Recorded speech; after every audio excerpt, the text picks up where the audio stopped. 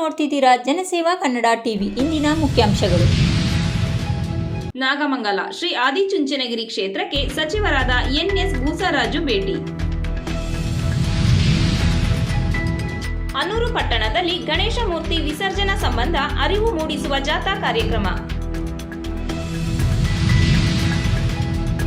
ಕಸ ವಿಲೇವಾರಿಗೆ ನಿರ್ಲಕ್ಷ್ಯ, ಪಟ್ಟಣ ಪಂಚಾಯಿತಿ ಮುಂದೆ ಕಸ ಸುರಿದು ನಿವಾಸಿಗಳ ಆಕ್ರೋಶ.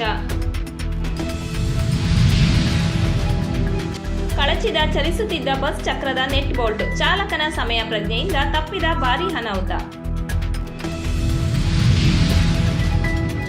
ರಸ್ತೆಯಲ್ಲಿ ಕುಂಟುತ್ತಾ ಸಾಗಿದ ಕಾಡೆಮ್ಮೆ, ಸಾಮಾಜಿಕ ಜಾಲತಾಣದಲ್ಲಿ ವಿಡಿಯೋ ವೈರಲ್. ಬಿಹಾರದಲ್ಲಿ ಯೂಟ್ಯೂಬ್ ನೋಡಿ ಸರ್ಜರಿ ಮಾಡಿ ಬಾಲಕನ ಕೊಂದ ನಕಲಿ ವೈದ್ಯ. ವಚನ ದರ್ಶನದ ಕುತಂತ್ರವನ್ನು ಕ್ಷಮಿಸಲು ಸಾಧ್ಯವೇ ಇಲ್ಲ, ಮುಕುಂದ ರಾಜ್ ವಿಷಾದಿಸಿದರು. ವಿವಾದಿತ ಐಎಎಸ್ ಅಧಿಕಾರಿ ಪೂಜಾ ಖೇಡ್ಕರ್ ವಜಾಗೊಳಿಸಿದ ಕೇಂದ್ರ ಸರ್ಕಾರ.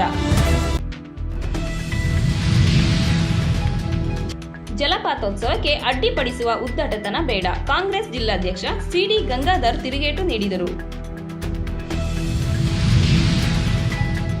ಮೈಸೂರು ಅರಮನೆ ಅಂಗಳದಲ್ಲಿ ಟೆಂಟ್ ಶಾಲೆ ಆರಂಭ. ರಾಜ್ಯದಲ್ಲಿ ಸಿಎಂ ಕುರ್ಚಿ ಖಾಲಿ ಇಲ್ಲ, ನಗರಾಭಿವೃದ್ಧಿ ಸಚಿವರಾದ ಬೈರತಿ ಸುರೇಶ್ ಹೇಳಿಕೆ. ಕಾಂಗ್ರೆಸ್ಗೆ ಸೇರಿದ ಕುಸ್ತಿಪಟ್ಟು ಬಜರಂಗ್ ಪೂನಿಯಾಗೆ ಜೀವ ಬೆದರಿಕೆ.